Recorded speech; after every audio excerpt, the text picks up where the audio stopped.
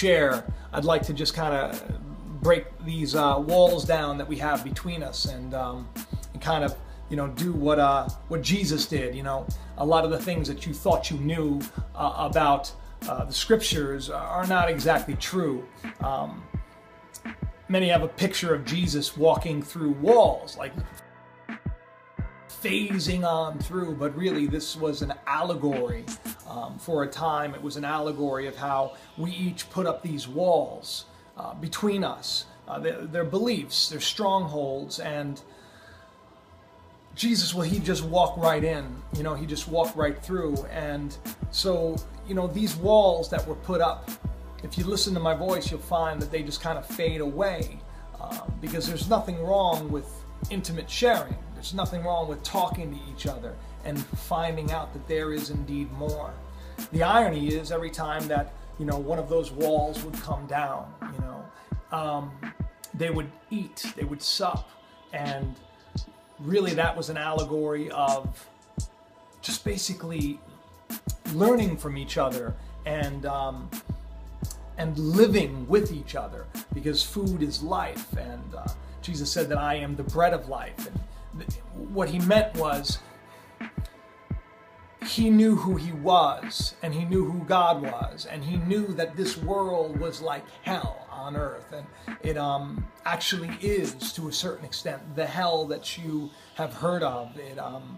But we've been given the power over these gates of hell, if you will. So if you have power over the gate of hell, a gate you have power over, you can open it, you can close it, you can let yourself into it, and you can let yourself out of it. You have power.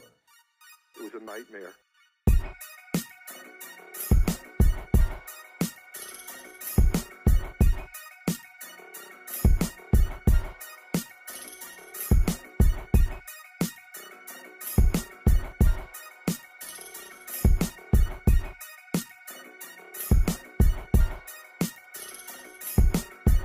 It's a thought in your head. It's just in one moment, it's a choice. Instead of listening to that voice of anger and fear, you say, I'm going to choose a new way. Because God didn't give us the spirit of fear. Jesus said that my words are spirit and they are truth. He said, my words are spirit. You see, that's what a spirit is. That is what the Holy Spirit is. It is a spoken truth that when you hear it, you get faith. So I'm here to basically share with you so that you can have the same faith that I have, that the disciples have, that other people have, because there is more to the story than you've been told. A lot of people ask me, when was it that you learned? When did you first wake up? And I can tell you exactly the date, and I can tell you the crazy symbolism behind it. And we all know that 9/11 was an inside job.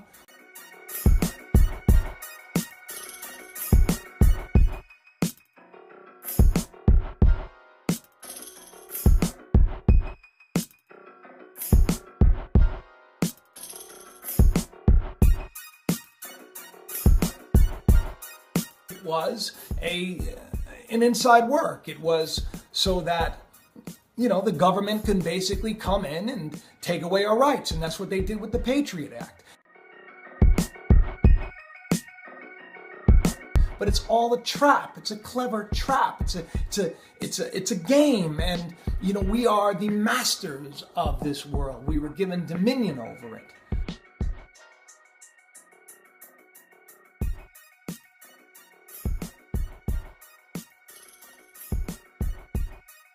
So when 9/11, when those twin towers fell, there was more at stake here. There was more that was going on. Someone had asked me, they had said to me, they said, Jacob, when was Jesus born?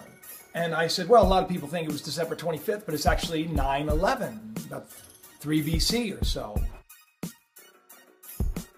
That's basically where they've tracked the Star of Bethlehem and all that jazz. But the fact of the matter is that numbers and dates and symbols are very important. And that's why people are fascinated with the Illuminati, because yes, the people that are in control, they are very much operating in a spirit of what we would call witchcraft or rebellion. It's all about me, me, me, me, me. That's why they call it the Luciferian faith. They worship Lucifer. The irony is they think that Lucifer is the devil, but he's not. I have an essay on that. Lucifer was a man.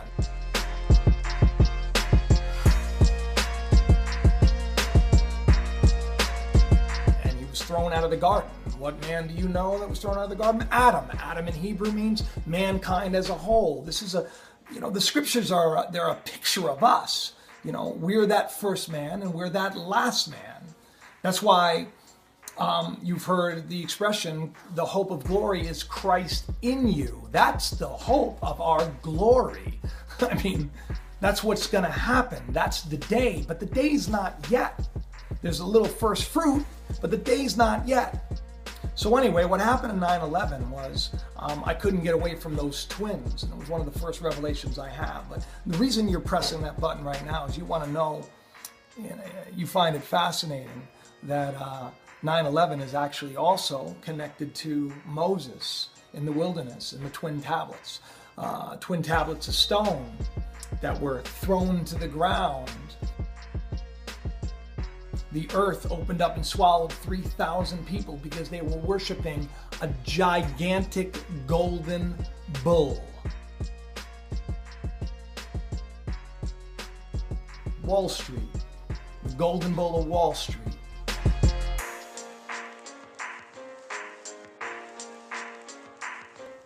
Now, isn't that ironic? Isn't that ironic that on 9/11, twins came down, 3,000 people swallowed by the earth?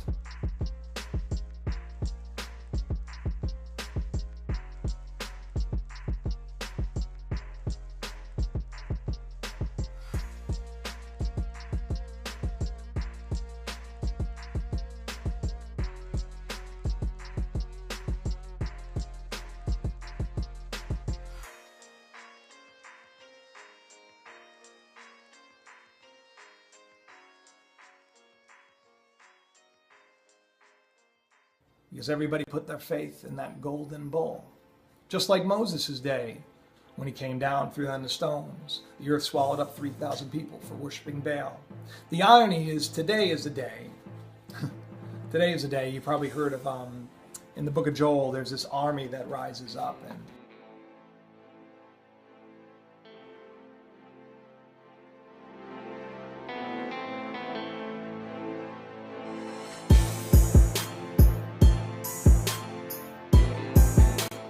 that day is now. There's a group of people they're waking up. They're waking up to the truth of who they are, and that's going to spread like wildfire. There's more to this world than you've been told, and we have power in this world, and it's been stolen from us. Most of you that are listening today are, not happy or angry or just feeling not fulfilled. And many of you probably go to a church or consider yourself very religious or very bright. Many of you don't believe in anything at all, and you consider yourself to be bright there. Many of you are more into science, and you consider yourself to be bright there as well. We all put our faith in these things to make ourselves feel better. The irony is, none of it's making anyone feel better. So what does that say? What that says is, you've all been lied to. You're believing a lie about yourself and about this world. And instead of changing, casting out that spirit, those bad thoughts, you're listening to it, and you're looking more for it. It's exciting to many people to think that the world may be coming to an end. Because this world is a world where fear is worshipped. I'm condemned a lot for the things that I share. People say that I'm inspiring fear. The irony is, I always knew this day would come. I've been setting up for it. I've been preparing. You go back and watch some of my videos from years ago, you read some of my essays that I've written. I had faith. And because of that faith, I took steps to accomplish what I believed was going to happen. And all of you can do the same.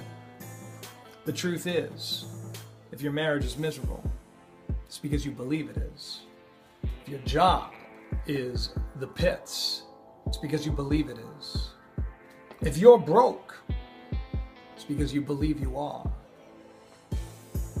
If you want to kill yourself, it's because you believe you want to kill yourself.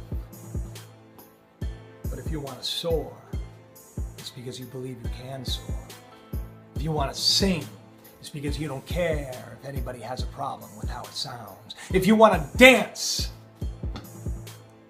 it's because you believe you were born to express yourself. We all may take a little flack for being a little peculiar or different.